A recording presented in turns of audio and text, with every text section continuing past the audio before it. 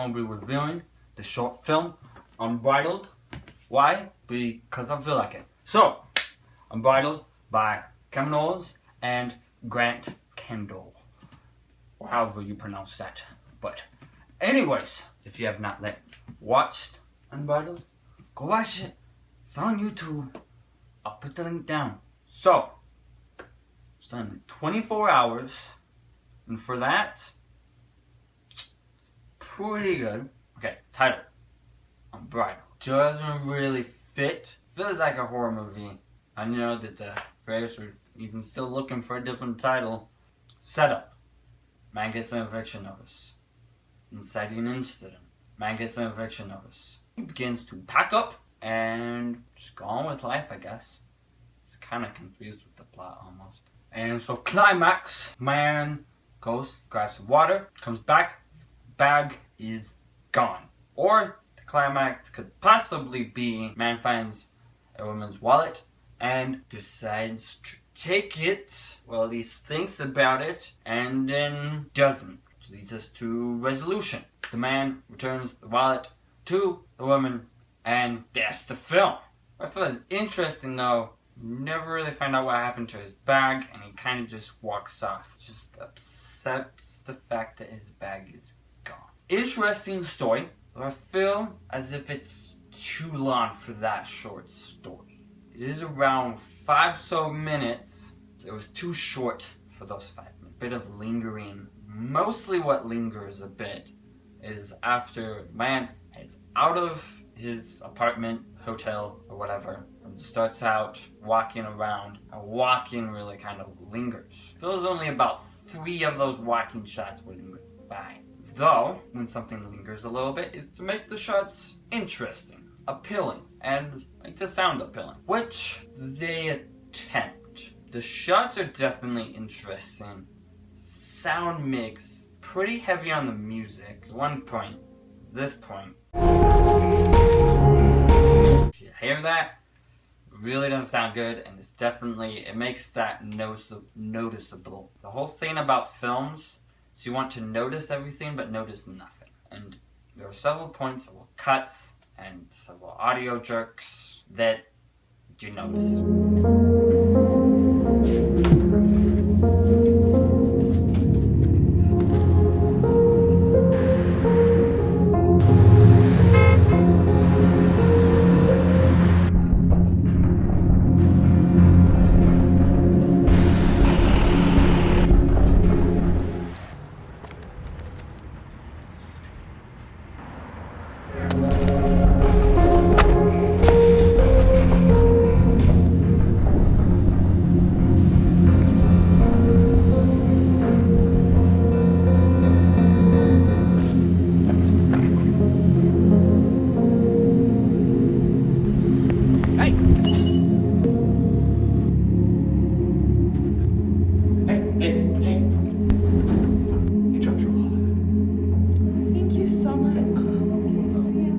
Aren't as invisible as they should be.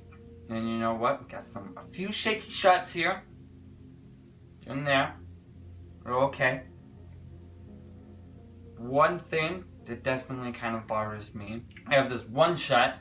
We're approaching the paper the man's holding, and it cuts just straight to it. That shot doesn't continue into the paper. It's like it starts to, and then it just cuts. So, yeah.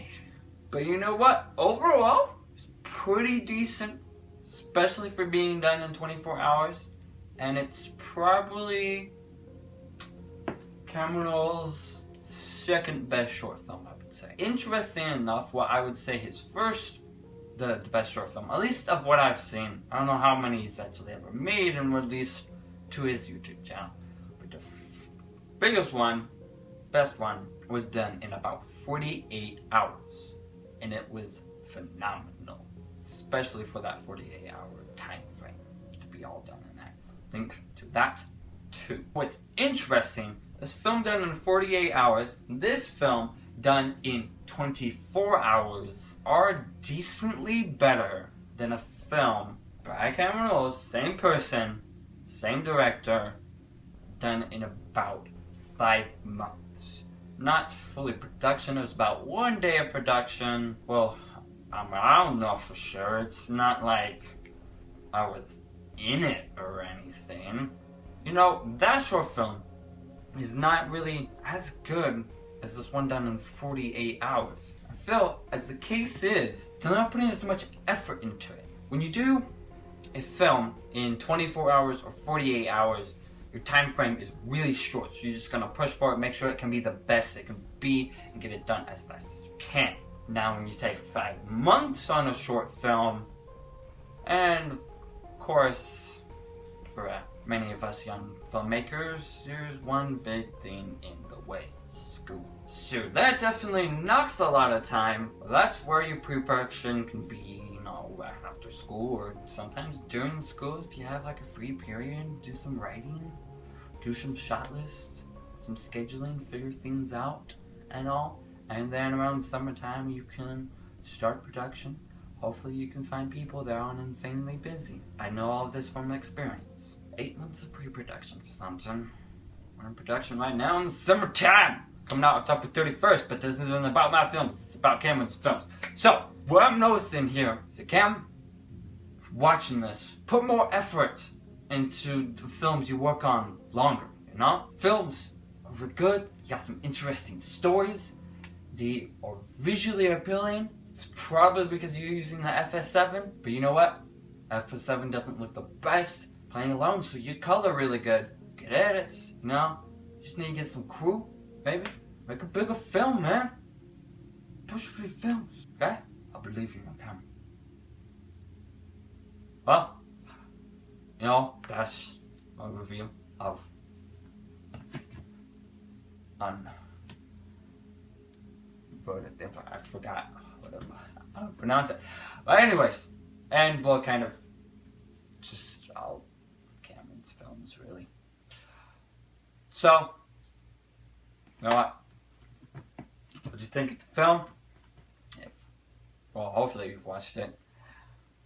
But, yeah, did you hate it? Are you loving it? Love hating it? That's what David Spread says. So, I enjoyed the film. It was decent. Of course, there was some bias in it. But, it's not the worst. That's for sure. Anyways, to all you filmmakers out there, as said by Ryan Conley, remember, write, shoot, edit, repeat. But, said from me, do it as a passion and drive for it. Like, do it well. And don't hate your work. There are people that really kind of just hate the work. I mean, there are works of mine that I decently hate. Cam, I know you don't like Ascendance. But don't hate Ascendance. Okay? With my short film, I was having my worst short film would probably be, it's about 30 seconds, called Never Alone. Well, the actual film is, but anyways, and I would say it's technically my worst short film, but you know what? I don't hate it. Okay? So worked on it, and it's okay. I don't think it's the worst thing in the world. The film's way better than any films I've made so far. But okay, well, thanks for watching, and happy birthday.